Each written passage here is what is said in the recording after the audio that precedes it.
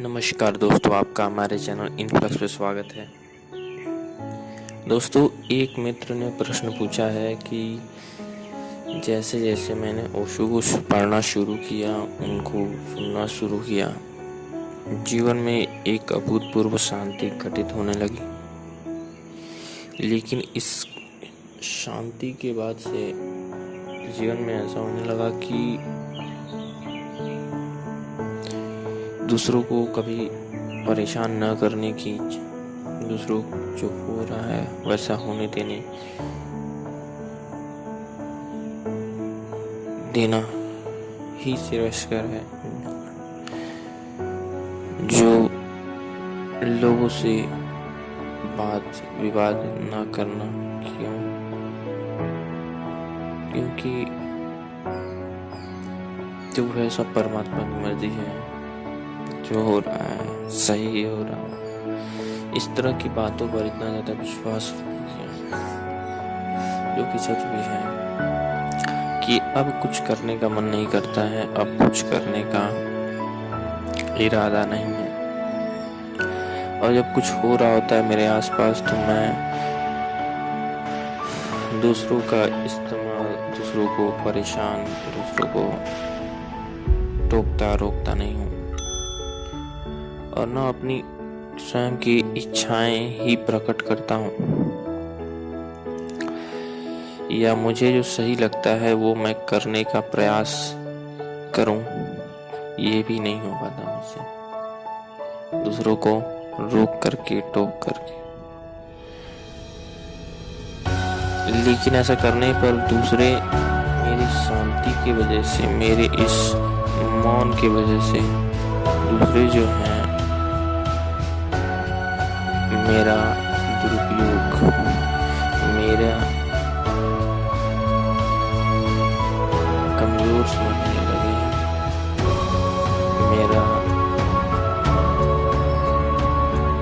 गलत समझने लगे हैं, कमजोर समझने लगे हैं। इससे कुछ होगा नहीं, ये तो बस मौन रहता है, कुछ कहता नहीं, न बोलता है, और इसका कुछ मतलब नहीं, ऐसा लोग समझने लगे। तो ऐसा होने पे हमें क्या करना चाहिए?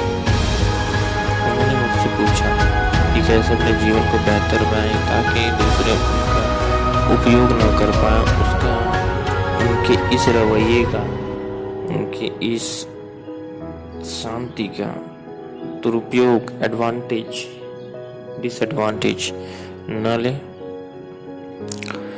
तो दोस्तों, ये जो बात है बहुत गहरी समस्या है किसी भी धार्मिक आदमी जो समाज में रहता हो, कि लोग उसे कमजोर, भीरू या शांत इस प्रकार का समझने लगते हैं और उसका दुरुपयोग या डिसएडवांटेज लेने लगते हैं, उसे डिसएडवांटेज पहुंचा के खुद एडवांटेज लेने लगते हैं। तो इसका समाधान क्या है, ये आज इस वीडियो में हम आज उसी पे चर्चा होगी। तो चर्चा का विषय तो आप समझ ही गए होंगे। अभी इसका समाधान क्या है? क्या है इसका समाधान? ये हमारा, मुझे जहाँ तक पता है, ज्यादातर धार्मिक लोग बड़े मौन स्वभाव के होते हैं, ज्यादा मुखर नहीं होते हैं, ज्यादा बातूनी नहीं होते हैं, नाप तौल के जोक के बोलते हैं। इसीलिए उनके साथ ये सब होता है जो इस प्रश्न में प्रश्नकर्ता ने पूछा है। लेकिन ऐसे प्रश्नों का उत्तर भगवत गीता में श्री कृष्ण कहते हैं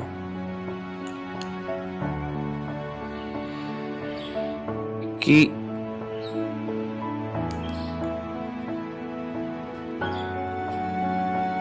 जैसे कि प्रश्नकर्ता, आप समझ पा रहे होंगे कि प्रश्नकर्ता बोलना चाहता है, डरना नहीं चाहता, लड़ना चाहता, लेकिन वो करने का मन नहीं करता। क्यों? क्योंकि भगवान सोचता है सब परमात्मा की मर्जी है। तो भगवान श्री कृष्ण कहते हैं भगवद गीता में कि देखो अर्जुन, जो करना है करो, और करना ही पड़ेगा। एक समाज में रहने वाले गृहस्थ, एक सामाजिक प्राणी के लिए कर्तव्य कर्म तो करने ही होंगे, लेकिन वो कर्म उसका किया हुआ न जानकर परमात्मा की मर्जी परमात्मा पर छोड़ देना निष्काम भाव से ही सही है। जैसे कि आप कोई धनार्जन कर रहे हैं, कोई कर्म करना चाहते हैं, कहीं सफलता पाना चाहते हैं, तो आप जानते हैं कि ये भगवान की मर्जी होगी, तभी ही ये संभव है कि आपके जो लक्ष्य हैं उनकी पूर्ति हो पाएगी। परंतु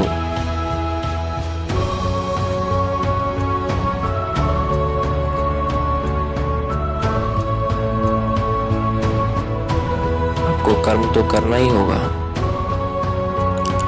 और कर्म को श्री कृष्ण कह रहे हैं कि तू मुझ पे छोड़ दे, तू मुझ पे श्रद्धा करके अर्जुन कर्म कर, और कर्म का फल जो है मुझ पे छोड़ दे। तो ऐसा यहाँ भी जो प्रश्न करता है उनको ये समझना चाहिए कि जी हाँ, आपके किए तो कुछ होता नहीं है, आपके प्रयत्न से तो कुछ होता नहीं, आपको कर्म करने का ही अधिकार है, जो होगा वो परमात्मा की ही मर्जी है। परंतु आपको कर्म करना चाहिए भगवान की इच्छा समझ करके, कि भगवान को अर्पण कर करके, कर्म का फल अर्पण कर करके, हे भगवान, ओ गॉड, whatever will happen और whatever can happen, जो भी होगा वो आपके इच्छा के बिना तो नहीं होगा, परंतु मुझे ये कर्म करने पे मैं विवश हूँ। जहाँ तक मैं देख पा रहा हूँ, जहाँ तक मेरी दूरदृष्टि है, उससे मुझे लगता है कि ऐसा करना श्रेष्ठकर होगा, इसलिए मैं कर रहा हूँ। बाकी आपके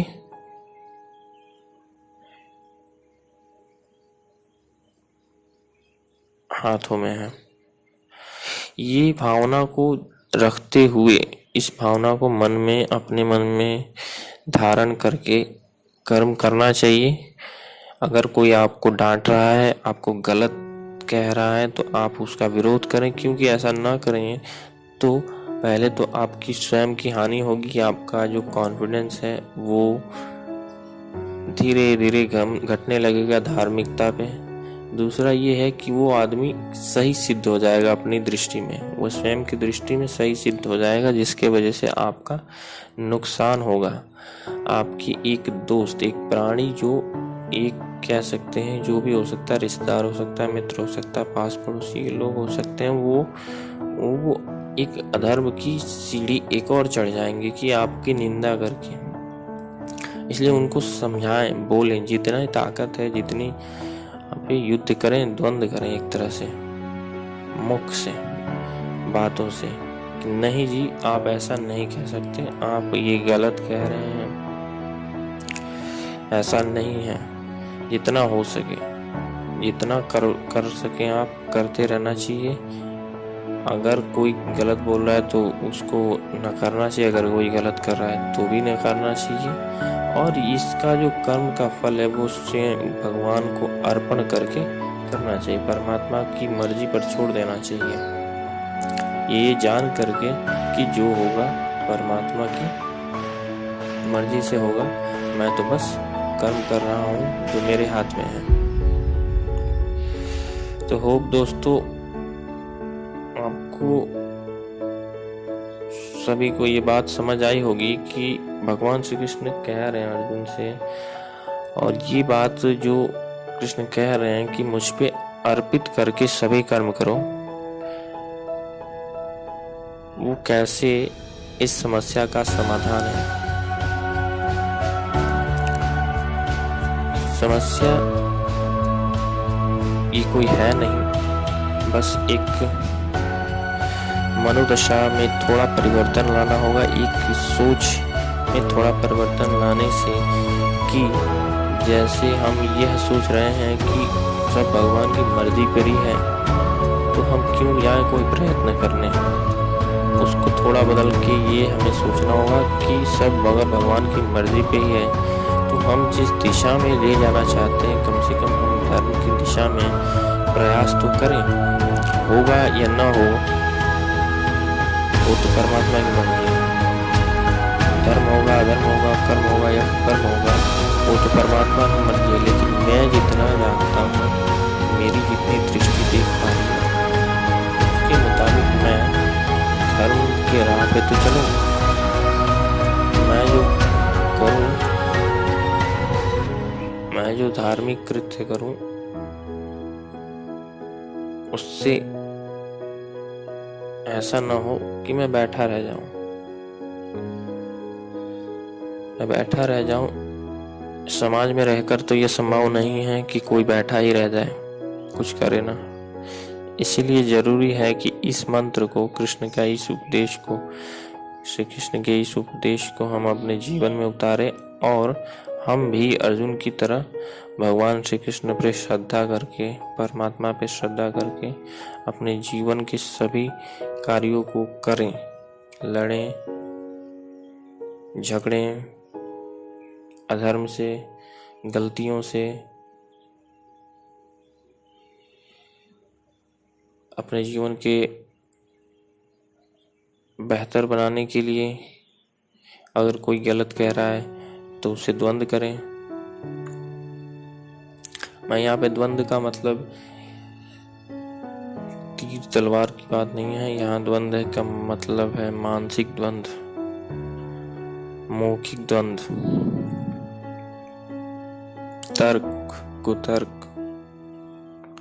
इस तरह के द्वंद्वों की बात है। तो इस तरह से हम अपने जीवन को और बेहतर बना सकते हैं। और इस समस्या का समाधान यही है कि सब सोच छोड़ देना भगवान की मर्जी पर, और जो हमें सही लगे।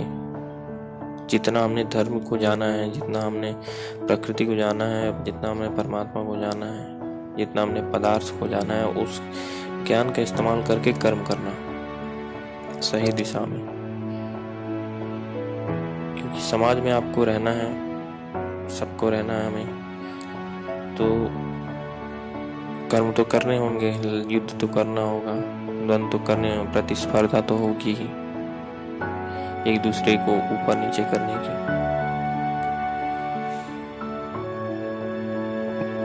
तो इसलिए कर्म कीजिए आप भगवान पर छोड़ करके। यह मत समझिए कि आपके किए कुछ नहीं होता है, हमारे किए कुछ नहीं होता है। बात तो सच है, हमारे किए कुछ नहीं होता है, हमारे किए तो होता है, हमारा फल हमारे हाथ में नहीं होता है। तो इस तरह से आपको, मुझे लगता है, समझ आई होगी बात। मिलते हैं अगले वीडियो में। दोस्तों, आप हमारे व्हाट्सएप ग्रुप को ज्वाइन कर सकते हैं और ज्ञान ज्योति स्पिरिचुअल और मुकेश कुशवाहा नाम के चैनल जो है उनका लिंक डिस्क्रिप्शन में है, जहाँ पे मैं ओशो के वीडियोस अपलोड करता हूँ।